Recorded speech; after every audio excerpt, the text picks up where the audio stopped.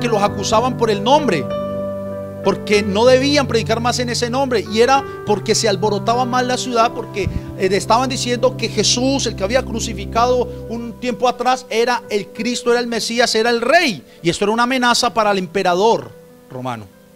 Esto era una amenaza para Roma, que otro dijera que era el rey, y más con esto de que muchos se estaban postrando y adorando a ese otro rey que no era aquel emperador romano. Eso era una cuestión difícil para ellos. Por eso era el despliegue de la persecución, por eso las matanzas, porque no iban a tolerar que hubiese otro rey aparte del emperador. Pero el dato interesante en esta historia, ya están en Samaria, Felipe está evangelizando en Samaria, se está dando el cumplimiento a lo que se dijo en Hechos capítulo 1 versículo 8, que iban a ser testigos también en Samaria. Pero dice que cuando los discípulos escucharon que en Samaria también habían creído al evangelio, fue enviado Pedro con otros de los discípulos de los apóstoles. Fue enviado Pedro hasta allá para que impusiera las manos, y ellos recibieron el Espíritu Santo. Solo hay dos textos en el Nuevo Testamento que nos habla este suceso después de haber sido bautizado y que haya pasado de que imponen las manos con la impartición de esa bendición y recibieron el Espíritu Santo, que está en este texto de Hechos capítulo 8, su versículos 4 en adelante, y Hechos capítulo 19 con los discípulos de Juan el Bautista. Pero el dato interesante aquí era la autoridad que Dios le había dado a los apóstoles, porque recuerden que entre judíos y samaritanos no se la llevaban. Para los judíos un samaritano era tenido como ¿qué? Como perros. De hecho, para los judíos, para los israelitas, todo gentil era un perro. No se la llevaban entre sí. Ahora de que están escuchando que en Samaria también están creyendo, pues para que no saliera una división de ahí, era necesario, y el Espíritu Santo todo lo tenía acomodado de esa manera, para que los apóstoles, a quienes se les había delegado la autoridad para entregar el fundamento, ellos eran los que llevaban el fundamento, aunque ya había un evangelista, Felipe, que había llevado la palabra, que ellos debían ir y orar, y ellos mismos. Ese fue el caso especial para ellos. Ojo, caso especial para ellos. No es un caso normativo para la iglesia, que entonces después de que alguien se bautiza, el pastor tiene que ir a orar y poner las manos para que reciba el Espíritu Santo. Porque nosotros creemos que cuando una persona cree en el evangelio, cree en Jesucristo, así como lo dice la Escritura, por el mismo Espíritu es bautizado y es unido al cuerpo. Ahí, cuando creyó realmente, y ya va a dar fruto espiritual de esa fe o de ese creer. Entonces llega Pedro, ora por ellos y dice, y fueron llenos del Espíritu Santo.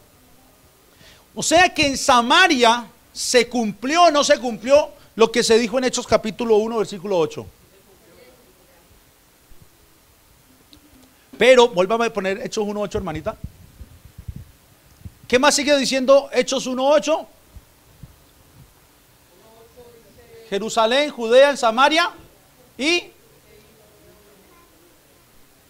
hasta lo último de la tierra. O sea que ya en Jerusalén fueron testigos, ya en Judea fueron testigos, ahora en Samaria están siendo testigos del poder de Dios.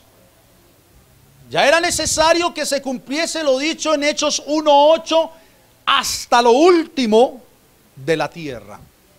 Y para ese hasta lo último de la tierra había un hombre escogido desde antes de la fundación del mundo, porque así lo dice la palabra, y Pablo mismo en una de sus defensas De hecho, el libro de los Hechos, hay 3 registros en donde se habla de la conversión de Pablo. Es que era tan importante, hermanos, que el libro de los Hechos dejó 3 registros explícitos de esta conversión. Hechos capítulo 9, Hechos capítulo 22 y Hechos capítulo 26. Son los registros genuinos en donde en el 22 y en el 26 Pablo hace defensa de lo que estaba viviendo, haciendo en su ministerio, y cuenta cómo fue convertido. Cuando estaba frente a Agripa, 26, y le dice: mire, esto fue así, yo fui perseguidor, fui celoso, esto y lo otro.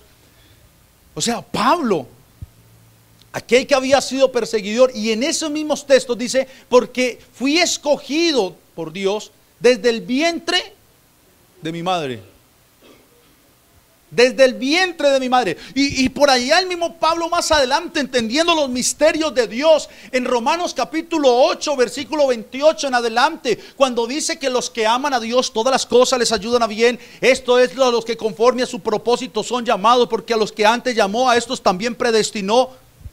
Ya había entendido, y como dice también en Efesios, que la iglesia o aquellos que iban a entrar en su reino, en el reino de Cristo, eran aquellos que Él ya había escogido de antemano, desde antes de la fundación del mundo, para que creyesen en Él.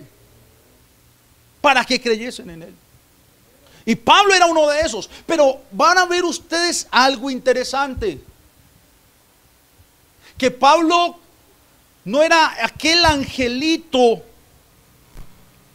humanamente hablando, aquel buen hombre, humanamente hablando. Más bien vamos a ver a un Saulo sanguinario antes de llegar a Cristo. A un Saulo homicida, en donde creía que con lo que hacía servía a Dios por todo lo que tenía de la ley. Él creía que servía a Dios por todo lo que tenía de la ley. Hechos capítulo 8 versículo 1 al 3, mire lo que dice. Y Saulo, después de la muerte de Esteban, consentía en su muerte. En aquel día hubo gran persecución, en la muerte de Esteban, contra la iglesia que estaba en Jerusalén. Y todos fueron esparcidos por la tierra de Judea y de Samaria. De ahí, en ese esparcimiento es donde van a predicar a Samaria Felipe. Salvo los apóstoles y hombres piadosos, llevaron a enterrar a Esteban e hicieron gran llanto sobre él. Versículo 3. Y Saulo asolaba la iglesia, y entrando casa por casa, ¿qué hacía? Arrastraba a hombres y a mujeres y los entregaba. Tan bonito Saulo. No vemos al santo Saulo aquí, ¿o sí? Vemos a un hombre sin piedad, un hombre cruel, un hombre que le estaba sirviendo al Sanedrín, a los sacerdotes, instruido, muy instruido en la ley, fariseo de fariseos, de la tribu de Benjamín, un hombre celoso por la ley judía, que creía que con lo que estaba haciendo estaba exterminando a aquellos que se estaban levantando en contra del Dios que él había creído. O sea, él estaba convencido, como usted ir ahorita a ciertos países que están convencidos que cuando se inmolan le sirven a Dios y se van directo al reino. Ellos están, Saulo estaba en las mismas. Pero lo único que vemos es que este hombre, Saulo, estaba asolando la iglesia, persiguiendo a los cristianos. Bueno, un dato interesante, en este entonces no le decían cristianos. No se llamaban cristianos. La primera vez que se mencionó cristianos fue un nombre peyorativo, ¿se puede decir así? En burla, como el apodo, y fue en Antioquía. En este entonces les llamaban los del camino. Los del camino. La Biblia nos registra, y en la era de la iglesia primitiva, como se le decía a la iglesia, los del camino, los santos, Es un nombre que después se toma y para hablar de la iglesia a los santos, para hablar de los creyentes. Los del nombre, porque eran de Jesús y decían que Jesús era el rey, entonces les decían también los del nombre, vea, los del nombre, los del nombre. Pero en este caso les decían los del camino, los del camino. Y él estaba empecinado en prender hombres y mujeres y entregarlos en la cárcel. Esto se da entre el año 33 al año 40 después de Cristo. Pero quiero, hermanos, que miremos por qué ese celo. Filipenses capítulo 3, versículos 5 al 6, dice de Pablo, o Saulo, nombre judío, que él fue circuncidado al 8º día, del linaje de Israel, de la tribu de Benjamín, hebreo de hebreos, en cuanto a la ley fariseo, en cuanto a celo perseguidor de la iglesia, y en cuanto a la justicia que es en la ley, irreprensible. Es una manera como se presentaba lo que él era y el celo que él tenía. La actitud de Saulo, cuando vemos en ya Hechos capítulo 9, vamos a Hechos capítulo 9, vamos a ver una actitud del hombre irracional, con una furia animal. Verso 1, Saulo respirando, aún amenazas y muerte. Oiga, este hombre era dispuesto a matar y a encarcelar. Contra los discípulos del Señor vino al sumo sacerdote y le pidió cartas para las sinagogas de Damasco, a fin de que si hallase algunos hombres o mujeres de este camino, ¿sí ve? Camino, los trajese presos a Jerusalén. Yo guardé una imagen, hermana, si usted puede ir a la carpeta de imágenes un momento, en donde está el mapa, la carpeta de imágenes, hay un mapa que guardé, se me ha olvidado decirle. En un momento, quiero mostrarles, ahí baje, ese, no, sí, ese, me lo enseña aquí por favor. Miren este mapa, no este mapa,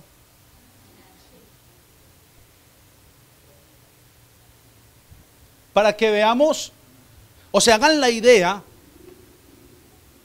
Lo que iba, Pablo está en Jerusalén. Mire, ahí está. Gracias, hermana. Jerusalén aquí. ¿Listo?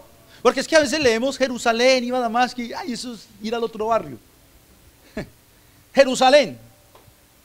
Y dice que respirando aún amenazas de muerte contra los discípulos del Señor, fue al sacerdote, sumo sacerdote,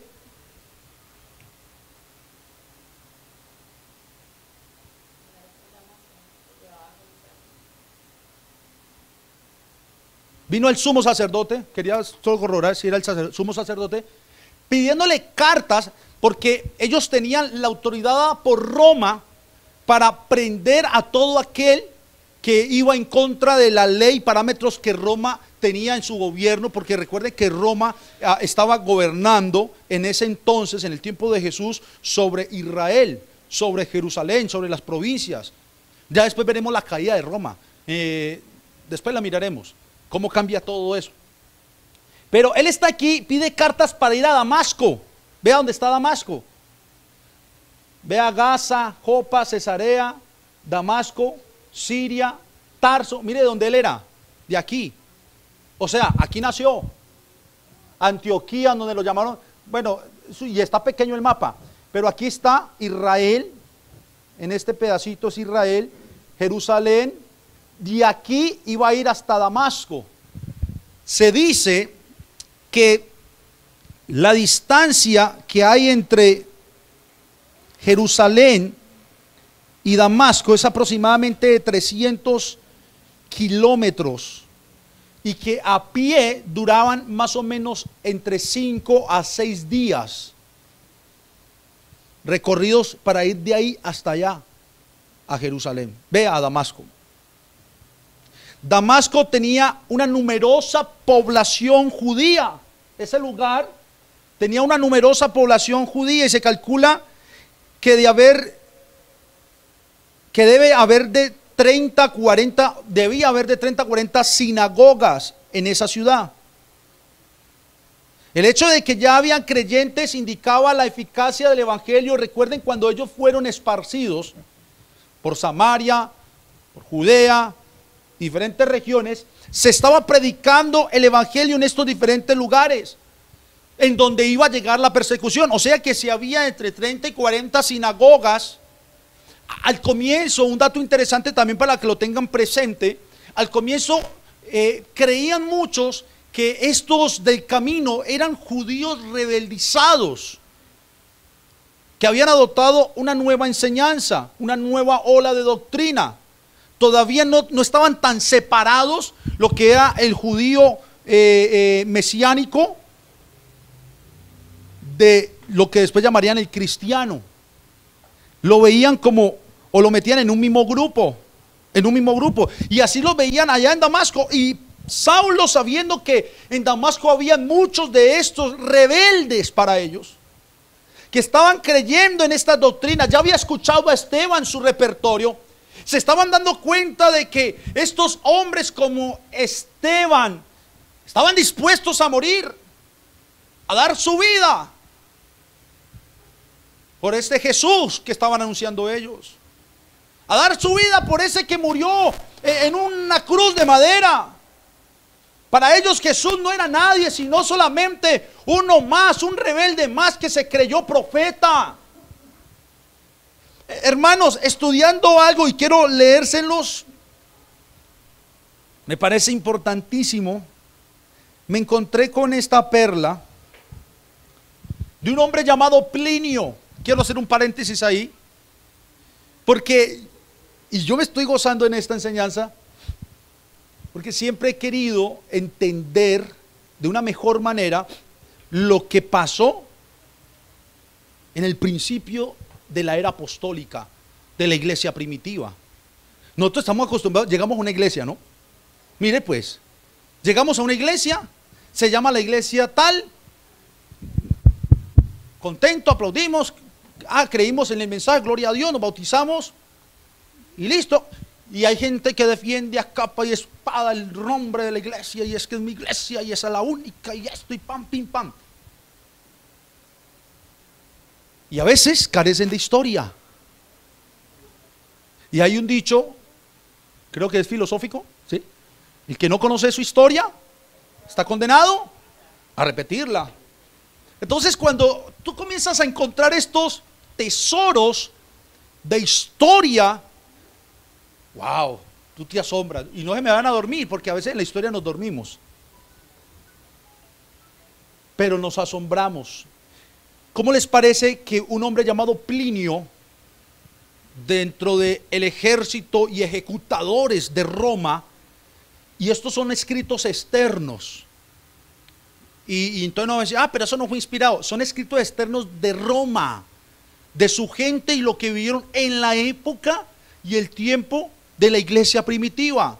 Y me encuentro con esta perla de este señor que escribía unas cartas con unas sesiones preguntándole a un tal Trajano acerca de los juicios que debían hacer contra los cristianos de esa época. Y les quiero leer un pedazo para que entendamos cómo los estaban viendo y podamos entender a Pablo o Saulo por qué perseguía a la iglesia. Mire lo que él dice por allá, dice: nunca ha estado presente en ningún juicio de los cristianos, dice Plinio.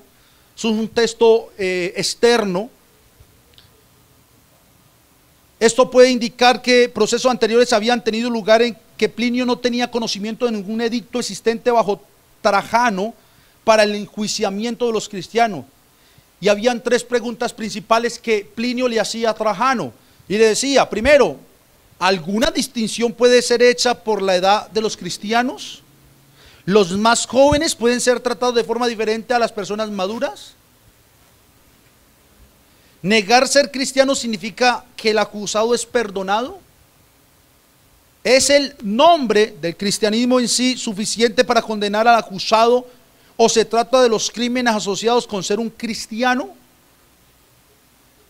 Eran las preguntas que él estaba haciendo como a su jefe, cómo tenía que tratarlos. O sea, ¿vamos a hacer distinción entre edades para matarlos, para castigarlos? ¿O no hay distinción de los juicios? Y mire lo que sigue diciendo. Plinio da cuenta de cómo se realizan los juicios y los diversos veredictos. Dice que primero se le preguntaba al acusado, ¿eres cristiano? Hermanos, esto es importantísimo. Era la manera como los primeros creyentes fueron enjuiciados. ¿A usted alguna vez lo ha parado a decir, ¿usted es cristiano? Sí, lo va a matar. ¿Le ha pasado? A ellos sí. Mire, primero se le pregunta al acusado, ¿es un cristiano? Si confiesan que lo son interrogados 2 veces más, hasta un total de 3 veces, amenazándoles de muerte si seguían confirmando sus creencias. Esto se dio en la iglesia primitiva. Los creyentes de la iglesia primitiva vivieron esto, y este Plinio, que hacía parte de este imperio romano, estaba mandando cartas diciendo, esto es lo que está sucediendo con los cristianos, que estamos viendo cómo se están revoleteando entre la multitud y lo que está sucediendo. Si son ciudadanos, si no se retractan, a continuación ordena que sean ejecutados.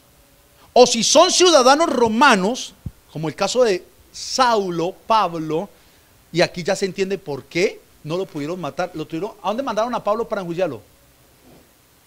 A ver, los lectores de la Biblia, ¿dónde mandaron a Pablo? Pregunto. A Roma, porque él apeló y dijo, soy ciudadano romano. Ojo con eso. Y un ciudadano romano, hermano, no lo podían tocar ahí como así. Eso era de cuidado. Mire, si es ciudadano romano, ordena que deben ser llevados a Roma, a pesar de su incertidumbre acerca de los delitos relacionados con el ser cristiano. O sea, para ellos el ser cristiano era peor que un homicida. Se me movió las letras. Ya.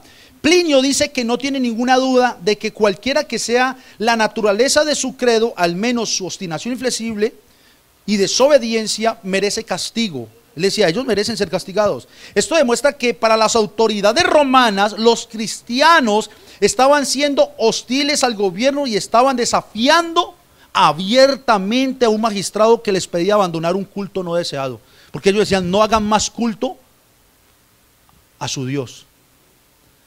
Tienen que reverenciar al emperador de Roma. Eso es lo que pasaba. Y mire esto, y aquí cierro el paréntesis con Plinio. Plinio detalla las prácticas que él veía a los cristianos. Y mire lo que dice. Dice que se reúnen en un día determinado antes de la salida del sol. Él está mandando las cartas y dice, vea, ellos se reúnen en un día determinado y cantan himnos a Cristo como a un Dios. Todos ellos se comprometen bajo juramento, y pone entre paréntesis Plinio, a no cometer ciertos crímenes. Escribe Plinio, como si eso fuera lo que había esperado. Más bien ellos se comprometen a no cometer delitos como el fraude, el robo o el adulterio. Y posteriormente comparten una cena y dice un pan ordinario. Porque se creía que los creyentes, y esa fue la voz que salió en Roma, decían, ellos son, ¿cómo se llaman los que comen carnes? ¿Caníbales? No, sí, pero los que comen a otro. Les decían caníbales, que porque decían que comían la carne de Jesús. Entonces, son raros esas prácticas de esos tales cristianos. Pero Plinio está observándolos. Cuando yo me encontré esta joya, yo dije, uy Señor, nuestros hermanos de la primera era los veían haciendo lo que hoy usted y yo hacemos. Obviamente el orden y las normativas del culto son diferentes, en lo que se ha ido acomodando, pero se reunían, cantaban a Cristo y eran aterrados porque si a esto se comprometen a no hacer cosas malas. A eso se comprometen. Mire el testimonio de este hombre de Roma, lo que estaba dando en cartas a sus jefes. Entonces ahora con esto podemos entender de una mejor manera por qué Pablo o Saulo respiraba amenazas de muerte sobre los discípulos del Señor. Ya tiene las cartas del sumo sacerdote para ir y prender a aquellos del camino. Y después de que los prendiera, estaba autorizado por el sumo sacerdote, por la autoridad que le había dado Roma a aquel, para traerlos de Damasco hasta Jerusalén, para ser enjuiciados. Imagínense. O sea, pudiéramos decir que un Plinio hubiera sido perfectamente un Saulo. La misma historia, pero fue Saulo. Fue Saulo. Y el hombre está con una furia intensa para ir por aquellos del camino, como un animal enfurecido cuyo alimento era peligroso y aliento peligroso, respiraba muerte. Con muchos otros rabinos creía que la ley tenía que ser obedecida antes de que el Mesías pudiera venir. Eso pensaba Saulo. Y sin embargo, estos herejes para él estaban predicando contra la ley y el templo y las tradiciones de los padres. Estos tres puntos son importantes porque ¿qué fue lo que sucedió? Ellos cuando conocen a Jesús o entienden que Jesús es el Señor, es el Mesías, es el Cristo, el ungido, el que había de venir, ellos dijeron, hey, le recordamos lo que Jesús mismo dijo, ya no es en este lugar ni en el otro. O sea, ya no interesaba el templo. Amén. Porque él dijo, yo seré su templo y ustedes serán mi templo, porque somos templo del Espíritu. Y ahí es donde dice, porque el Padre busca verdaderos adoradores que le adoren en espíritu y en verdad. Entonces, de hecho, las acusaciones contra Esteban fueron esas. Este dice que no blasfema contra el templo, blasfema contra la ley de Dios, blasfema contra Moisés. Y esto era algo aterrador para ellos porque decían, ellos niegan la ley, el templo y las tradiciones de nuestros padres. Es que, hermanos, cuando ellos comenzaron a entender la verdad, ellos no siguieron aquellas prácticas judías como antes las hacían. Yo no entiendo por qué hoy en día tanto mesiánico, colombiano, ecuatoriano, peruano, y guardan prácticas. Hasta yo creo que algunos escaparán de hacer sacrificios. Es que ellos entendieron por lo menos que el último sacrificio levantado fue Cristo mismo en la cruz del Calvario.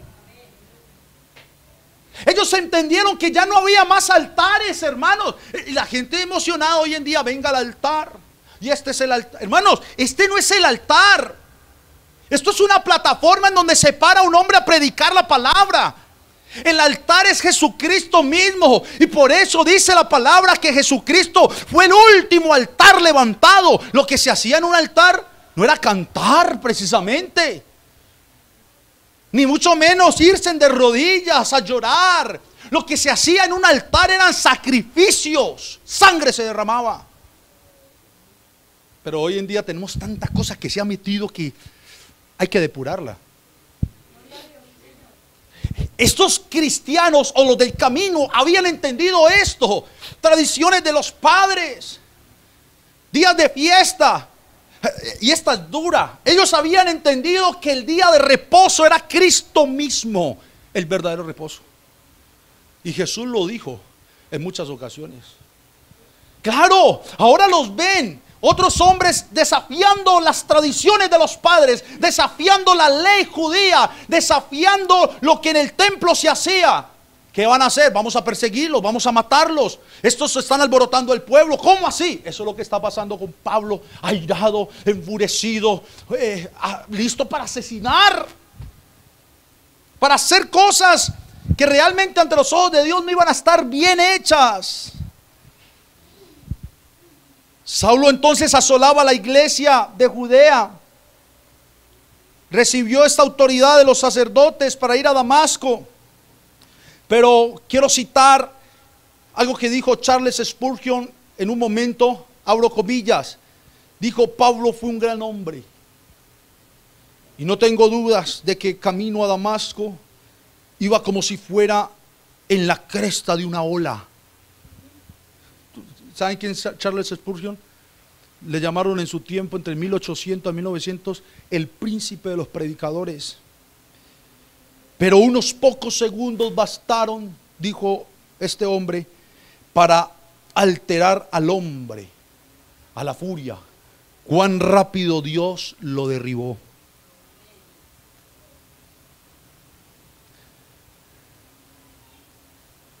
Hermanos, dice la Biblia que yendo camino a Damasco, versículo 3, al llegar cerca a este lugar de Damasco, repentinamente le rodeó un resplandor de luz del cielo. Versículo 4, y cayendo en tierra, oyó una voz que le decía: Saúl, Saúl, Saulo, Saulo, ¿por qué me persigues?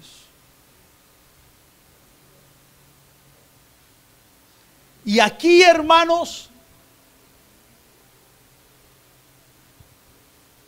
a veces leemos esto tan rápido, corremos y no notamos lo que sucedió con este hombre, que también es lo que sucedió con nosotros. Escuche el panorama: perseguidor de la iglesia, perseguidor de los del camino. Él iba detrás de hombres y mujeres que hablaban en nombre de Jesús. Él ya había escuchado mucho hablar de este Jesús. ¿Usted cree que Pablo no sabía muy bien cómo había muerto Jesús? Claro. Pablo tenía que conocer bien todo el repertorio, toda la historia.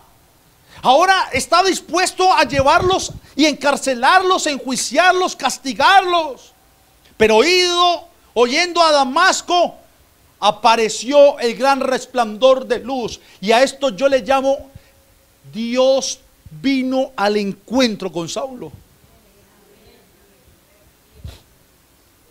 Tantos años que había vivido Saulo, tanto haberse instruido a los pies de Gamaliel, haber aprendido de la ley mosaica, las leyes judías, tanto estudio, porque Pablo era letrado, hermanos, muy estudiado. Pero cosa curiosa, por mucho estudio que tenía, por mucha instrucción con uno de los mejores, Gamaliel, no había conocido al verdadero. Como dijo Juan en su capítulo 5, versículo 20 de su primera carta: pero sabemos que estamos en el verdadero, en su Hijo Jesucristo. Este es el verdadero Dios y la vida eterna. Él no lo había conocido. Él no lo había conocido. Pero hermanos, cuando Dios va a llamar a un hombre o a una mujer, hermanos, lo llama porque lo llama, lo trae y hace la obra completa. Por eso ese cuentico de que la gente va llegando a medias, no lo ha conocido. Hay gente que está aquí, pero no, aquí y allá, aquí y allá. Como decía un pastor en un tiempo: ni buen mundano ni buen cristiano. Paletas, crispetas les dicen en otros lados. No, la realidad es que no ha conocido a Dios, no ha conocido al Señor. Porque los registros bíblicos nos muestran que cuando alguien tiene un encuentro con el Todopoderoso, su vida cambia, hermanos. Su vida es transformada. Nunca puede ser el mismo. Nunca. Eso no le quepa la menor duda. Nunca puede ser el mismo. Pablito no se imaginaba, o Saulito, de que iba a tener un encuentro con el Altísimo. que iba a tener un encuentro con el Verbo hecho carne, que iba a tener un encuentro con el Jesús que él perseguía. Y cuando cae a tierra por el resplandor de luz, junto con los que iban, porque todos caen a tierra, dice que oyó una voz que le decía: Saulo, ¿por qué me persigues? Los otros que estaban con él cayeron, escucharon voz, pero no entendieron nada. Este es el llamado personal de Dios. ¿Cuántos Dios o a cuántos Dios no les hace un llamado entre multitudes? Y en las multitudes solo esa persona entiende, oye la voz de Dios. Salga a predicar a 1000 personas y de seguro de las 1000 habrán unos cuantos que van a oír la voz de Dios y otros hubo algo bonito, sentimos algo especial, eso se movió algo hermoso, pero no entendí. Así estaban estos hombres que iban con Saulo acompañándolo a prender los hermanos en Damasco. Cayeron a tierra, estuvieron en el resplandor de luz, oyeron una voz, pero no entendieron nada. El único que entendió: Saulo, Saulo, ¿por qué me persigues? Fue Saulo. Fue el único que entendió.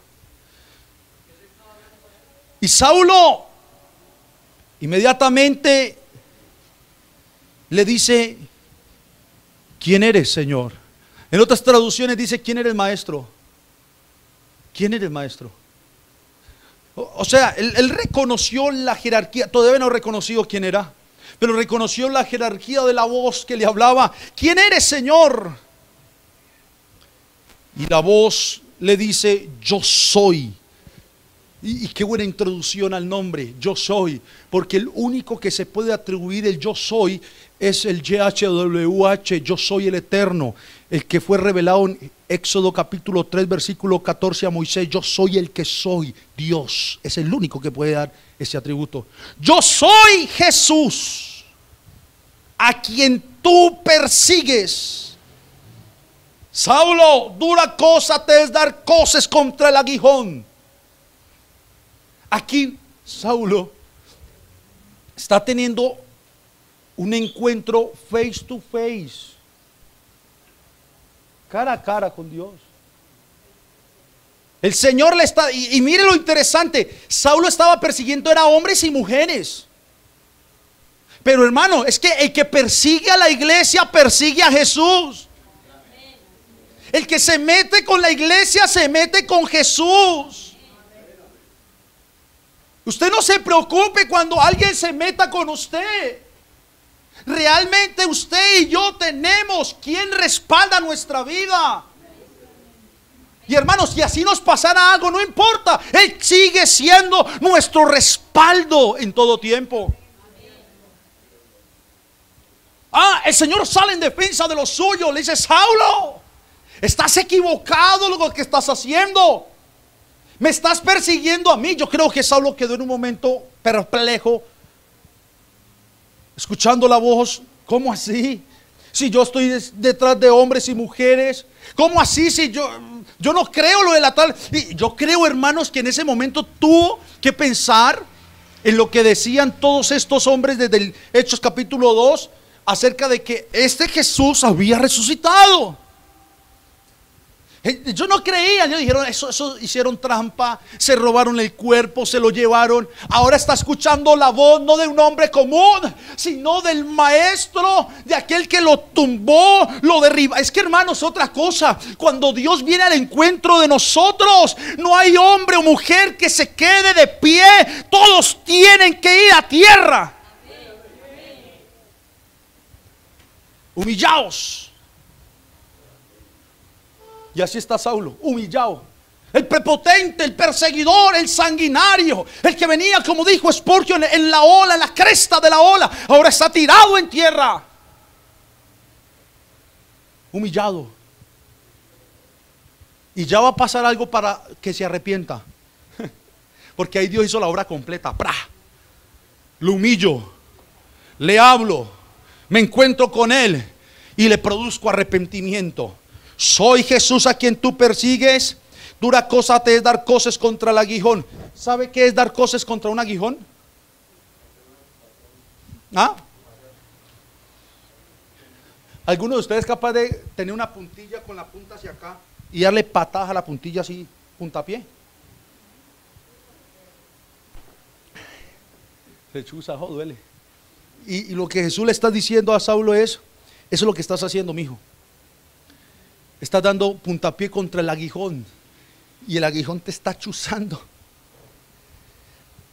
Versículo 6, mire cómo entra el arrepentimiento.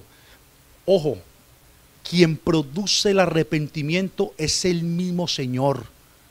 Vea, hermanos, nadie se va a arrepentir porque usted le diga arrepiéntase. Créalo. Usted cójalo y explíquele la Biblia y dígale, vea, ruéguele, arrepiéntase por favor. Venga, arrepiéntase de sus pecados. No. Una persona no se arrepiente porque usted le diga arrepiéntase. Una persona se arrepiente porque Él produce el arrepentimiento en nosotros. Y eso lo dice la Biblia, que Él es el que da el arrepentimiento contristando nuestro espíritu. Saulo en tierra, escucha la voz, me estás persiguiendo, entiende que es Jesús, el rey de estos del camino, quien le está hablando. Entiende que está dando patadas de ahogado. Ahora el versículo 6 dice, él temblando y temeroso. Ahí es donde a Dios le gusta coger esos hombres que creen que son los más.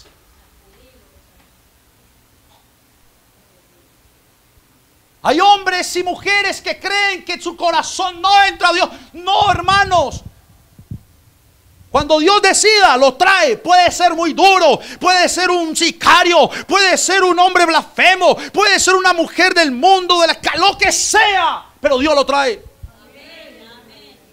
Puede ser el rey de España si quiere. Si Dios quisiera el rey de España traerlo a su reino, lo doblega. Contigo que entonces, ¿por qué el rey? No, el rey se va a doblegar ante el Señor. Cuando un hombre tiene un encuentro con Dios, se nos metió una interferencia.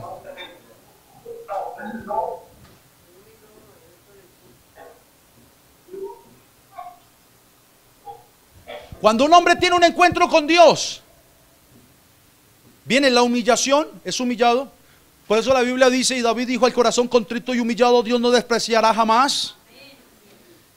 Lo humilla, pero en ese humillarse viene esto se llama el contristar el espíritu, el dolor y el temor, y es lo que vivió Saulo aquí, temblando y temeroso. O sea, este temblando y temeroso quiere decir arrepentido, dolido y con un gran temor. Aquí, hermano, en este pequeño versículo, hermanos, aquí ocurrió el gran milagro del arrepentimiento del hombre llamado Saulo. Aquí él reconoció que sí estaba fallando. Aquí él reconoció que esa voz sí era la de Jesús quien perseguía. Ahí reconoció todo. Y como lo reconoció, dijo: Señor, ¿qué quieres que yo haga? Ya el Señor venga, papito, que usted es mío. Mire cómo cambia una historia y un rumbo y una vida. Señor, ¿qué quieres que yo haga? Y el Señor le dijo, en uno de los testimonios que da en el capítulo 22 o el 23, creo que en ambos lo dice, esa palabra, y el Señor le dice, ¿sabe cómo es traducida? Y Adonai, Adonai, el Señor, Dios. Es que, hermanos, él fue el encuentro con el mismo Dios. Amén. Y el Señor le dijo: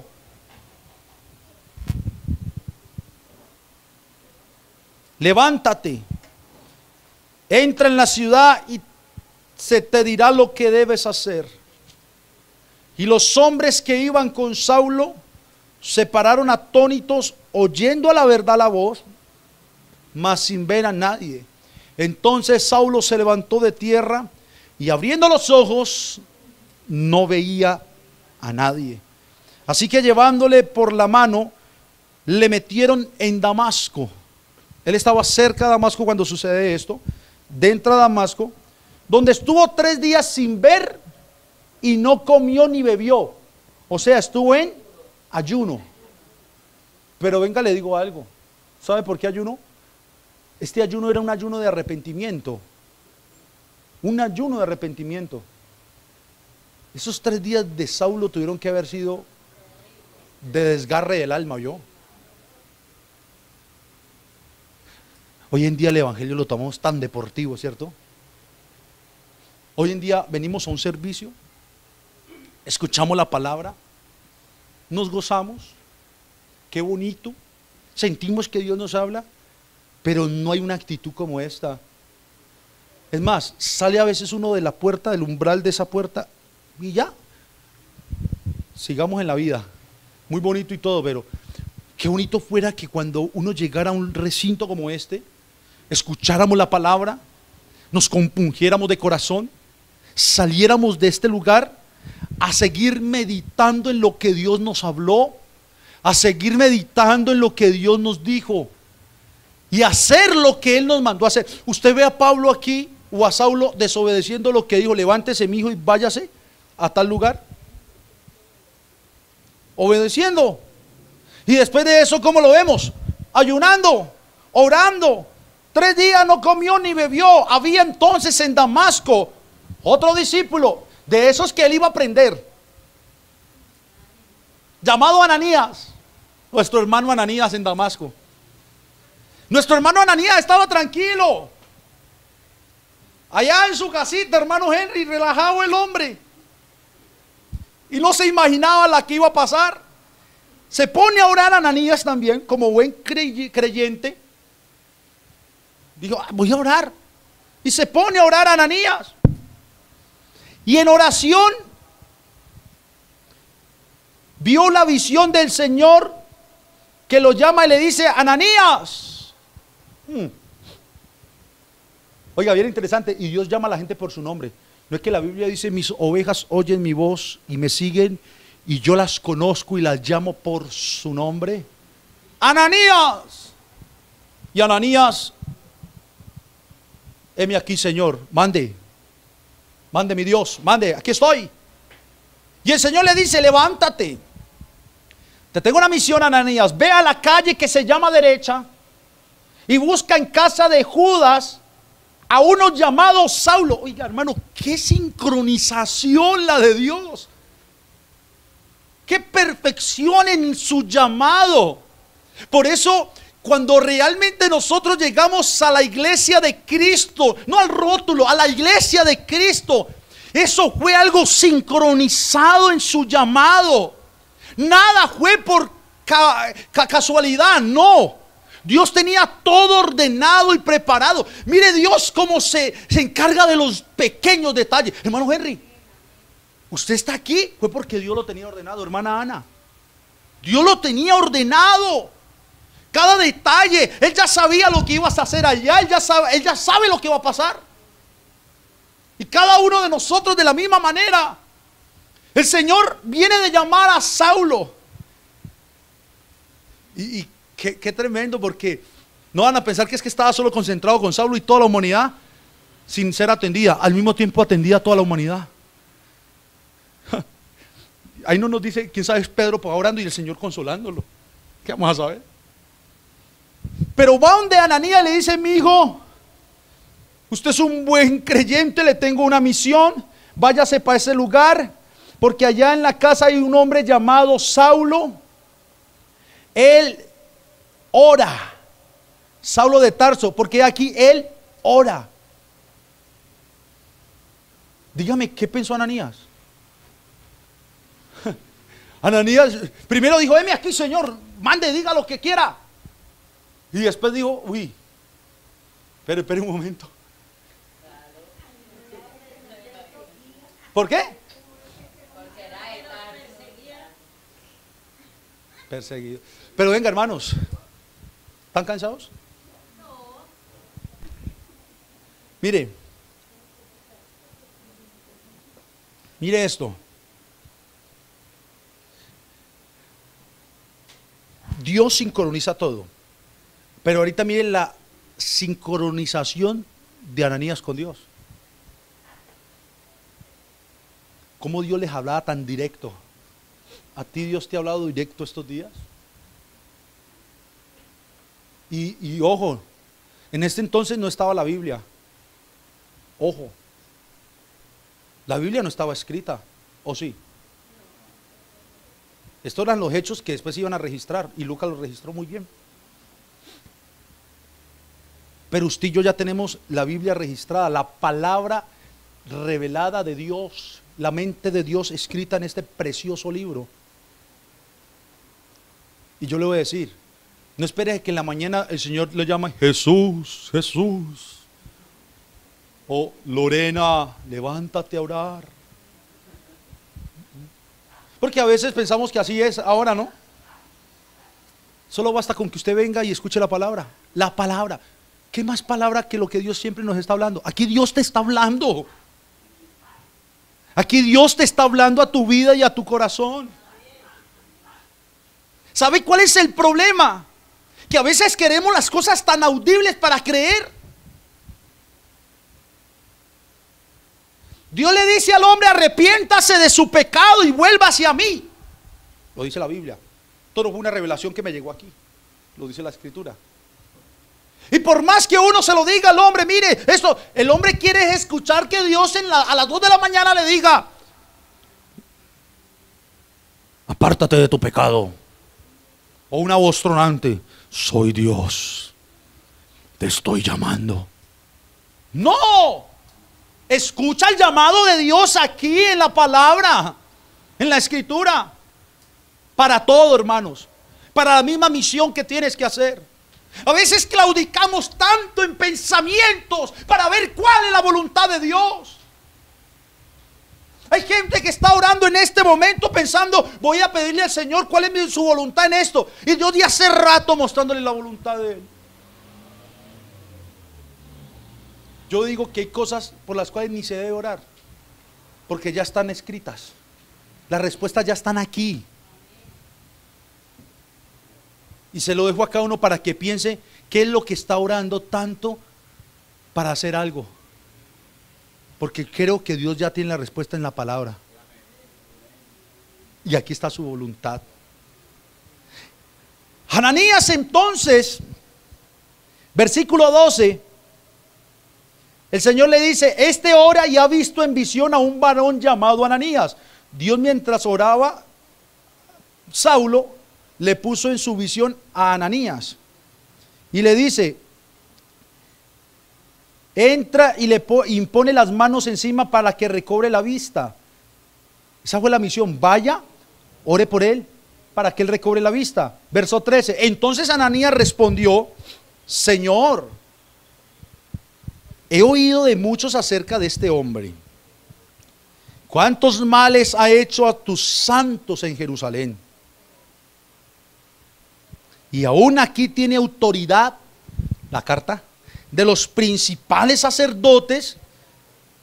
Hechos capítulo 9, versículo 1 y 2, cuando él pidió las cartas, para prender a todos los que invocan tu nombre.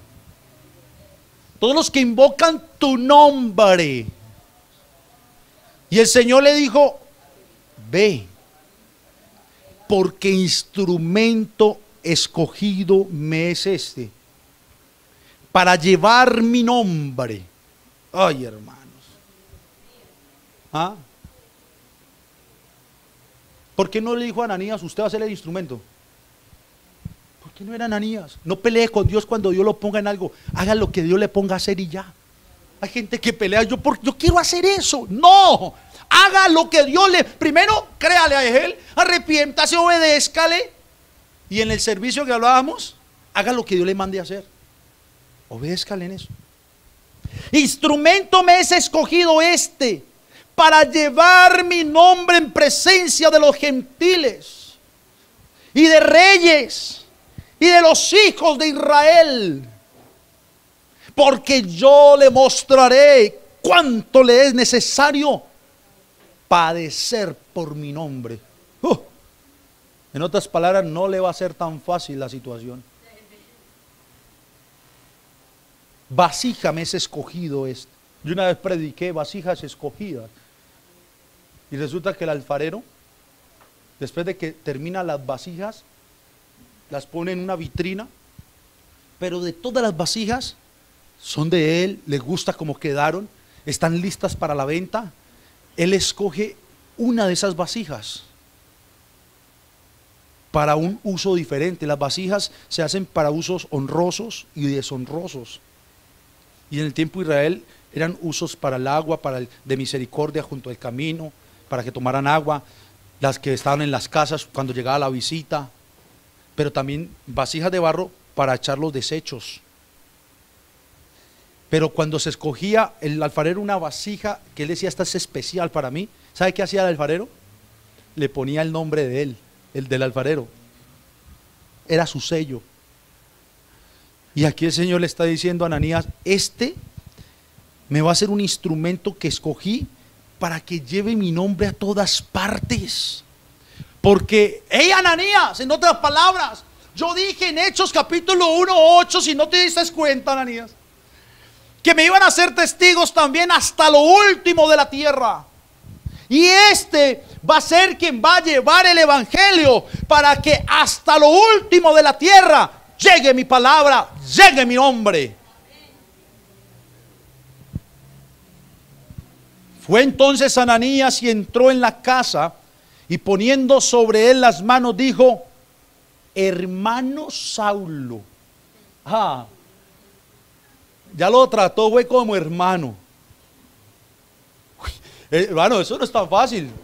Como usted sabe de que alguien lo está persiguiendo para matar, ¿cierto? Y lo están persiguiendo para matarlo. Y Dios te le muestre, eso sí, cerciórese bien que fue Dios, no hacer por emocionalismo. Vaya ante ese fulano y llévele mi palabra, porque lo voy a salvar. Y usted sabe que ese fulano está listo es con un arma para matarlo, ¿usted va? En otras palabras, el contexto de Ananías. Ananías va a pararse frente a quien los estaba persiguiendo para prenderlos y matarlos. Pero Ananías obedeció, fue a hacer lo que Dios le dijo que iba a hacer. Y cuando se lo encuentra, Ananías le dice, pues yo no sé si temblando. La Biblia no lo dice, pero lo que sí dice es que le dijo, hermano Saulo,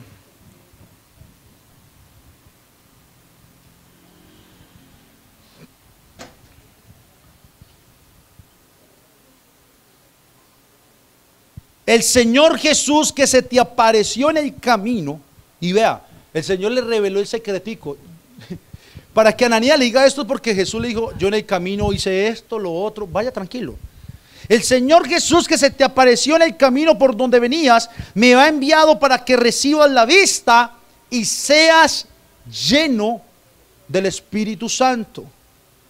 Y al momento le cayeron los ojos, oró por él, como escamas. Y recibió al instante la vista. Y levantándose, ¿qué pasó con él? Y habiendo tomado alimento, aquí en esta parte del versículo 18, en los testimonios que él da en el 22-26, él dice, ¿y qué se le dijo? Ahora pues, ¿por qué te detienes? Levántate y lava tus pecados invocando su nombre. Y no creen usted que es parte del cumplimiento de Hechos capítulo 28, de Mateo capítulo 28 y 19 y Hechos capítulo 2, 38? ¿Es el cumplimiento de la comisión, sí o no?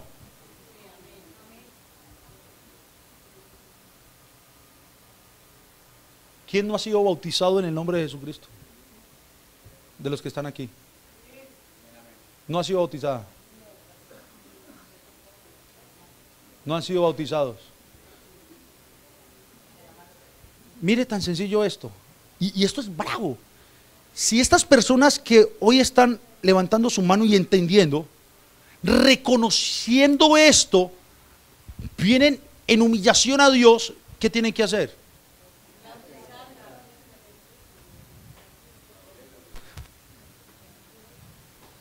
Saulo 3 días porque el Señor le dijo, vaya, tenía que ir caminando a Damasco. Oró, llegó Ananías y la orden fue, mi hijo, ya, el Señor te llamó, ya, Dios te está llamando. Él se te apareció en el camino. Ahora pues, ¿por qué te detienes? Levántate, lava tus pecados, invocando su nombre. Oiga, aquel perseguidor que perseguía a los del camino, los que hablaban de este Jesús, ahora Ananías le está diciendo, te vas a bautizar en su nombre. ¿Ah? En su nombre te vas a bautizar. Como dijo un pastor, hermano, no peleen con el bautismo. Y el que murió en la cruz tiene nombre y se llama Jesús. Y Él es el que perdona pecados. Pues bautícese en su nombre para que sea discípulo de Él. Sencillo. Aunque esto es por revelación. Y si lo entendió, dele gloria a Dios.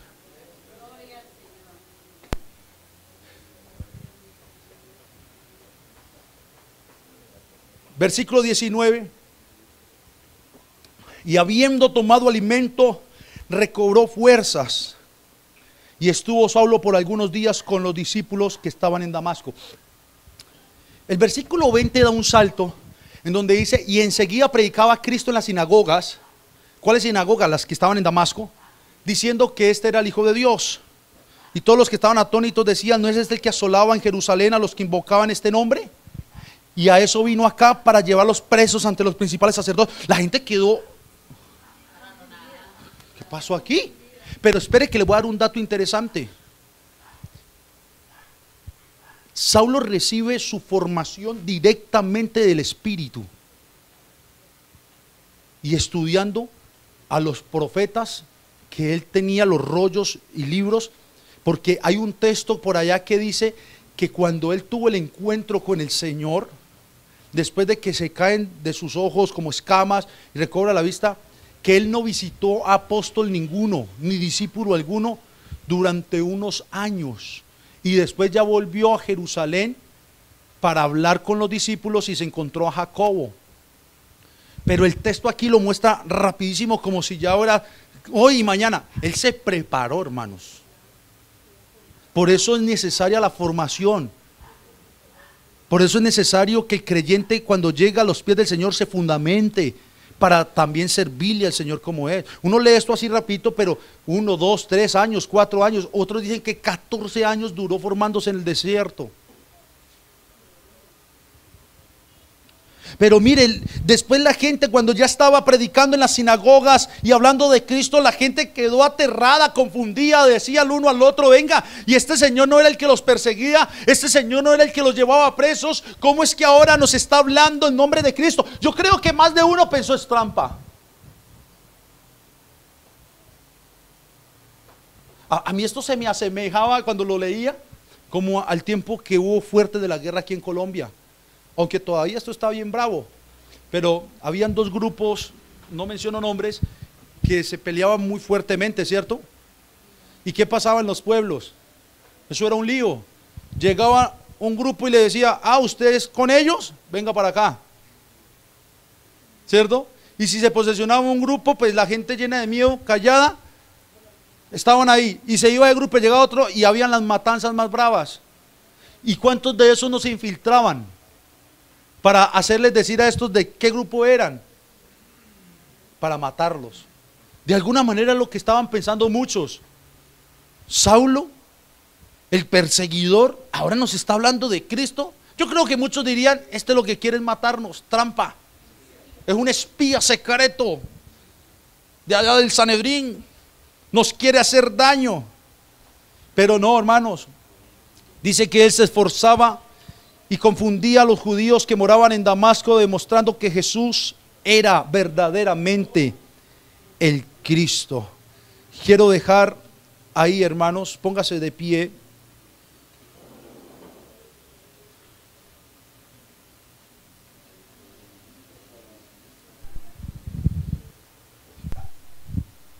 Qué historia tan importante para la historia del cristianismo, la conversión de Saulo.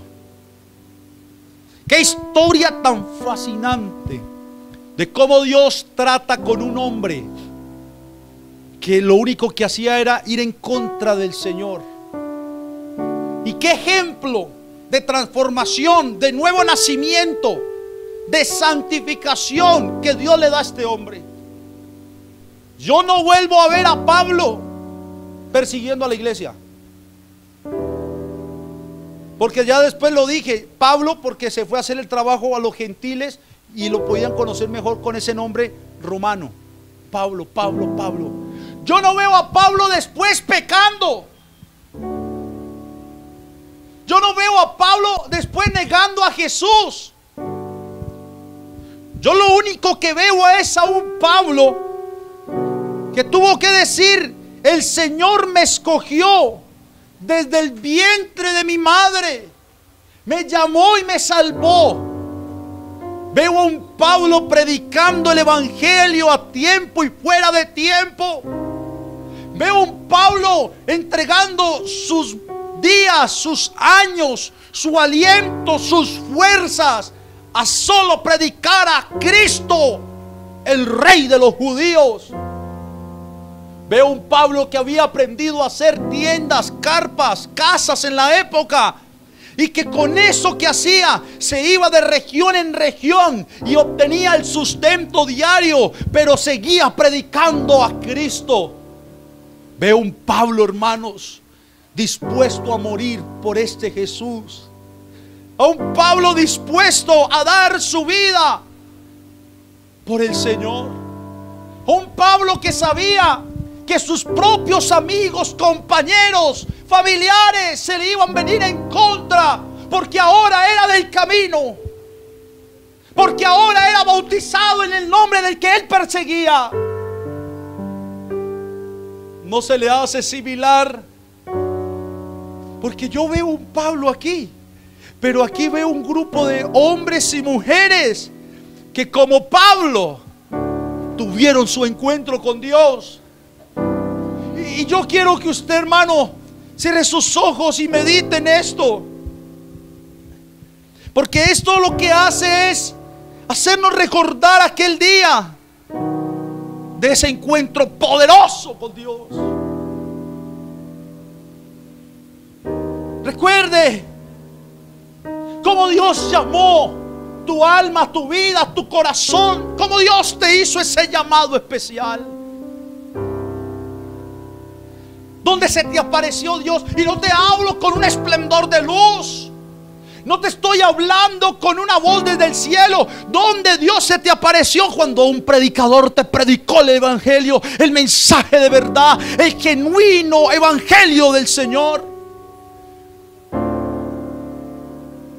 ¿Dónde estabas? Recuerda cómo Dios trató con tu vida. Recuerda cómo caminabas contento y gozoso a la iglesia para seguir escuchando la palabra, porque querías más y más y más de Dios. Recuerda el día que fuiste bautizado o bautizada en su nombre. La dicha del bautismo. Y recuerda el día cuando empezaste a servirle a Él. Hermanos, yo les quiero compartir que esto me toca mucho, porque yo recuerdo aquel día, mi día. Quizás yo no perseguía a la iglesia, pero como muchos de ustedes y muchos del mundo, era un blasfemo, contradictor, vil pecador, que lo único que me complacía era en el pecado por naturaleza. No conocía de Dios, no conocía de la ley divina, y sin yo querer, queriendo, el Señor tuvo su encuentro con mi vida, conmigo, con mi alma, cuando en aquella vigilia, un culto, sentí y supe que Dios me llamaba.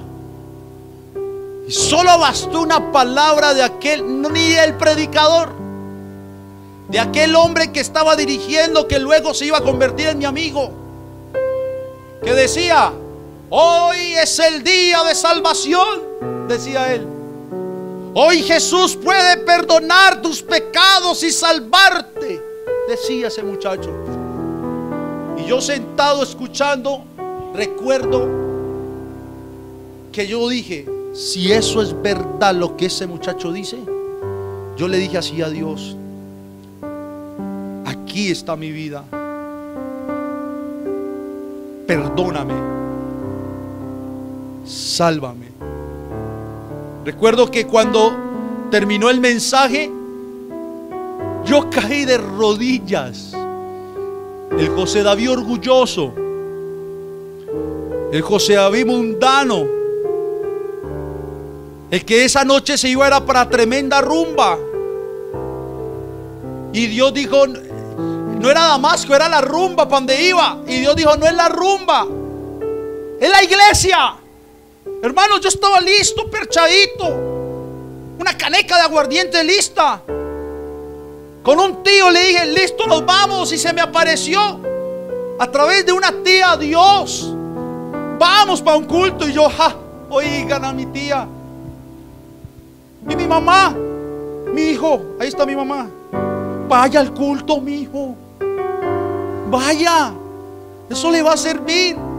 Y yo le digo: vaya usted, que eso le va a servir a usted, porque ella tampoco era de la iglesia. Pero ella me dice: vamos los dos pues.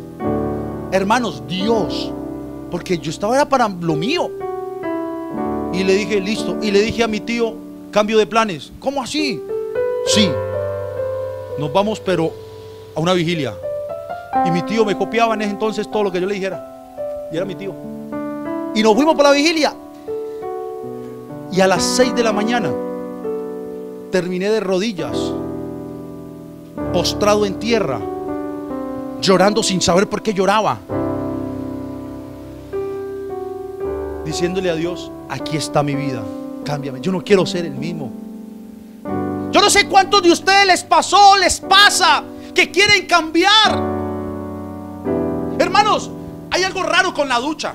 Mi esposa me decía aquel día que eso hay algo psicológico, porque usted mientras se está duchando, usted piensa, medita, y como que nos pasa a muchos o a todos. Y yo mientras me duchaba muchas tardes antes de recibir el turno que recibía, yo decía: hoy yo quiero trabajar juicioso, hoy yo quiero estar tranquilito. Y esos días que yo decía eso eran los peores días, porque era donde más me desordenaba. Y salía José David reído en su taxi con los muchachos del barrio, la rumba y todo lo que implica eso, las madrugadas, trasnochos. Y la gente podía ver al alegre José David, pero no se daban cuenta que por dentro no estaba tan alegre. Porque yo en la ducha le decía a Dios sin conocerlo: yo quiero cambiar, yo quiero ser diferente, yo ya no quiero más esta vida. Y tome, peor era. Pero hay algo de lo que estoy seguro, hermanos, que en esa ducha Dios me escuchó. Y días después Él me llamó y tuve que caer, hermanos, de rodillas, rendido a sus pies. Y desde esa vigilia, este hombre que ustedes ven aquí parado, que hoy por su gracia es ministro del Evangelio, comenzó a caminar con el Señor. Y solo a los 3 meses, y eso porque el pastor me dijo: espérese, me bauticé. Porque como a los 15 días yo ya le decía al pastor: bautíceme, bautíceme, bautíceme. Yo ya entendí, yo quiero que mis pecados sean perdonados, yo quiero ser salvo, pastor. Y el pastor me miraba y me decía: Davidcito, tranquilo, tome doctrina, mi hijo. Pero pastor, ¿y si me muero? No me preocupe, que Dios, el que llama, lo preserva, lo espera y ahí lo lleva. Y yo: ay, pastor, bajo su responsabilidad, hermano. Yo asustado, pero no, hermano, no me iba a morir, o sí me iba a morir. Me iba a morir era para el mundo. Me iba a morir para el pecado, me iba a morir para la mundanalidad, me iba a morir para todo eso, como lo que le estaba pasando le pasó a Pablo. Y el día que me bauticé, y ojalá usted se pueda relacionar con lo que estoy diciendo, ese día, hermanos, qué gran día. Yo en filita, eran como 8 o 10, y le dije a mi mamá, que también se bautizó conmigo, yo hizo el mismo proceso. Ella que no quería ir ni a la vigilia, le tocó ir a la vigilia y tome también su llamado. A ver, ¿son familia? ¿Familia? Tome su llamado, tome su llamado, tome su llamado, tome su llamado y tome su llamado en el nombre de Jesús. A mí Dios me llamó con mi madre. Y yo le digo, mamá, tranquilo que yo me quedo de ultimito. Vaya usted adelante. Y fila. Y el pastor bautizando y yo con unos nerviecitos. Ay, Señor, hoy nazco de nuevo, decía yo. Y qué nervio, porque la noche anterior yo estaba por allá en una cancha y miraba a todos los muchachos y veía lo que hacían, que era lo que yo antes hacía, esos parches de grupito, y yo decía, ay, Dios mío. Y yo decía, ay, yo eso no lo voy a volver a hacer. Ay, Señor, ayúdeme, ayúdeme. Y entran las dudas, la gente comienza a dudar, pero no, el Señor me guardó. Y cuando fui a las aguas, hermanos, y el pastor en las aguas me invocó el nombre del Señor Jesucristo. Por ahí hay una foto, flaquito. No, ustedes me ven y dicen, no, no es el pastor José David. Flaquito. Yo salí de las aguas pegando un grito, pero no fue un grito de que estaba endemoniado y no. Fue un grito como de victoria. Yo salí así, le pego un puño al pastor, yo creo, porque yo salí y en la foto estoy así, como cuando usted anuncia guerra. Oye, hermano, yo feliz, me abrazaban los hermanos y yo veía a los de la iglesia y les decía, ahora sí eres mi hermano. Dios lo bendiga, hermanito. Yo era feliz, feliz, porque ahora sí eran mis hermanos. Porque antes me decían, amigo, Dios lo bendiga. Amigo, ¿para cuándo, amigo? Y yo decía, no, yo ya voy a ser su hermano. Y cuando salgo de las aguas, mi mente, el chico cambió. Mis hermanos, hermanos, y yo a todos los abrazaba en la terraza. Dios le bendiga, hermanito. Dios le bendiga, hermanito. Y feliz, y las fotos, y todo el mundo decía, hermano, o sea, está bien. Yo, bien, re bien. Y me voy para mi casa y yo le decía a mi madre, yo me siento caminando como estrenando. Pero era la misma ropa y yo estaba estrenando misericordia de Dios. Y en la noche, yo estaba en la noche recostado en la cama y viendo un programa con mi madre. Y yo le digo a mi madre, madre, en una pantalonetica, estoy estrenando. Hermanos, que es en serio, usted se lo tiene que creer. Hay gente que va a las aguas del bautismo y como si se mojaran nomás. Ay, ¿qué es eso? Usted tiene que creérselo. Porque es por fe, no quitando las inmundicias de la carne. Usted sale con la misma cara que tiene. Eso sí, olvídese. Lo que Él transforma es el alma. No a pensar que hay para ponerme más pinta. Pero le da estreno de misericordia. Y desde ahí, hermanos, desde ahí en adelante, o desde el día que llegué a esa vigilia, ahí me bautizo como Saulo. Comencé a ir a la iglesia, yo no me perdía. Por eso, y qué pena que los tenga ahí parados y les esté contando esto, pero siento necesario, y no por mí, sino el testimonio de Cristo en mi vida. De ahí en adelante, hermanos, y aquí está la hermana Gladys de testigo de eso, y Dios que me está escuchando. Yo no sabía que era perderme un culto. El jovencito de 19 años, cuando llegué a la iglesia, no sabía que era perderme un culto. No sabía que era perderme un ayuno. No sabía que era perderme una vigilia. Ahí estaba José David, en todo. Hay vigilia, ¿a qué horas? Hay ayuno, ¿a qué horas? Eventos masivos, pagaba y me iba a sus eventos. Iba al culto de las damas, aunque le hablaran a las damas, José David estaba sentado escuchando. Y yo decía, no importa, usted está hablando, hermana, como para una mujer, pero yo lo transformo como para un hombre. Y recibía la palabra. Martes en el culto de damas, jueves en el culto de oración, sábado en el culto de jóvenes, domingo en la escuela dominical. Convocaban oración en la mañana, ahí estaba José David. Vigilias, ahí estaba José David. Lloviera, sacaba sombrilla, hermanos. Me iba con una sombrilla, me mojaba, pero allá llegaba a la iglesia. Y hoy en día cualquier llovinita no voy. Trabajando llegaba. A veces me cogía la tarde. Bueno, algunas ocasiones, porque fueron muy pocas. Y con el cangurito, una gorrita torcida, mi ropa, porque vendía limpio. Después de haber manejado el taxi, comencé a vender productos de aseo. Y llegaba y no me importaba, me sentaba a hacer el culto del Señor. Pero yo decía, mi culto no me lo pierdo. ¿Y sabe qué hizo Dios? Un año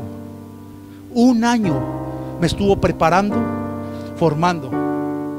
Y en ese año, el 31 de diciembre, el pastor dice: directivas. Cuando escucho mi nombre en una congregación de más de 500, José David, para trabajar con los jóvenes. Y todo el mundo aplaudía. Y yo como que no sabía ni lo que estaba pasando. Yo sí, José David. Y todo el grupo de líderes, que en las iglesias grandes es difícil. Pero yo nunca busqué nada. Hermanos, se los digo en el nombre de mi Señor. Yo nunca busqué puesto, y hasta este momento nunca busco puesto. Yo solo busqué el rostro de mi Cristo. Solamente eso, estar metido con Dios. Cuando el pastor me llama, sirva, y todo el mundo me felicitaba: vas a servir con los jóvenes. Y yo, amén. Y comencé a servir con la juventud de la iglesia, hasta después llegar a ser presidente de jóvenes, líder de los jóvenes, más de 300 jóvenes.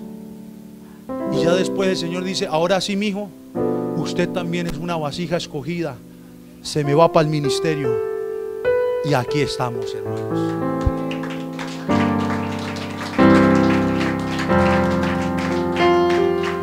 O sea que lo que Dios ha hecho con estos hombres, lo sigue haciendo.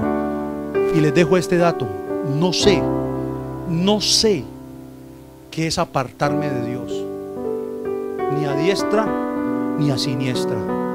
No sé, desde que llegué a Cristo y que el Señor me hizo el llamado ese día, esa vigilia, sin ser bautizado ni nada, no sé qué es volver al mundo. No sé. Pero lo que sí sé es que Él me dio una nueva vida, y lo nuevo es nuevo. Vamos a orar.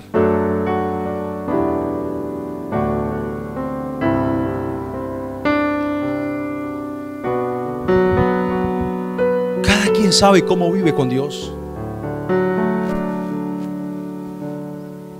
Cada quien sabe cómo está con Dios. Pero quiero decirles a los que levantaron su mano, no solo por bautizarse y bautizarse, no, porque hayan creído. Si han creído en el Evangelio, sigan el proceso. No tarden más.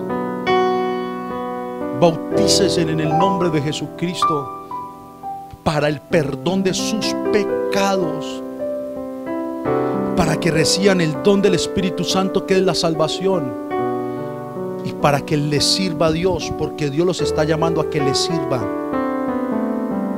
A que les sirvan. No rehuses al llamado de Dios. Señor Jesús, oh Señor, te damos gracias. Gracias, Señor, por tu palabra. Gracias, Señor, por hablarnos. Gracias por ese llamado.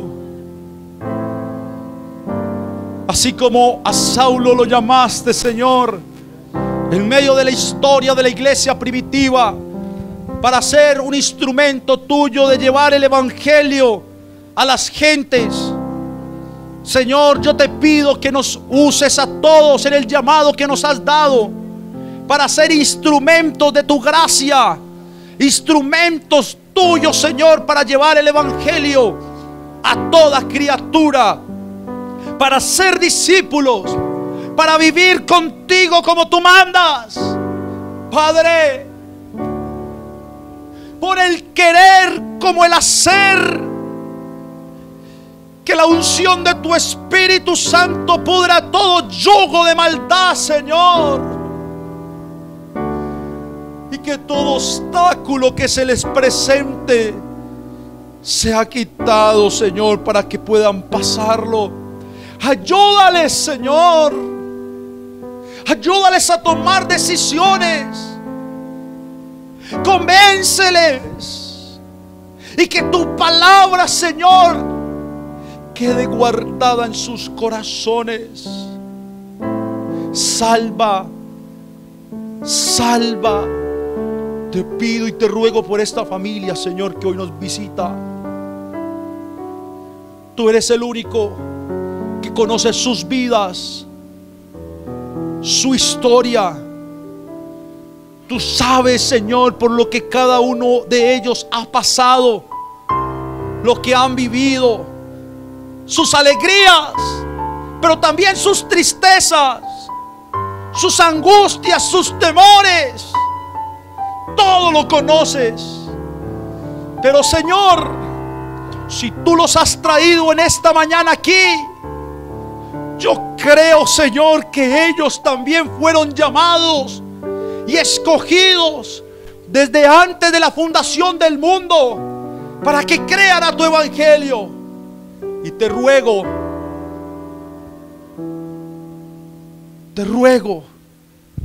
que rompas el oído espiritual para que escuchen tu voz. Ahora no le hablo a las personas que tengo al frente, le hablo a sus almas. Almas, escuchen la voz de su Dios, escuchen la voz de su Creador, escuchen la voz de su Señor. Almas, a usted alma le hablo, porque el alma que escuche la voz del que la creó vivirá. A ti, alma que está sedienta, aquí está la fuente de agua viva. Créele a Jesús. Él es tu Señor. Él te está llamando. Él te quiere salvar. En el nombre de Jesús. Amén. Y amén.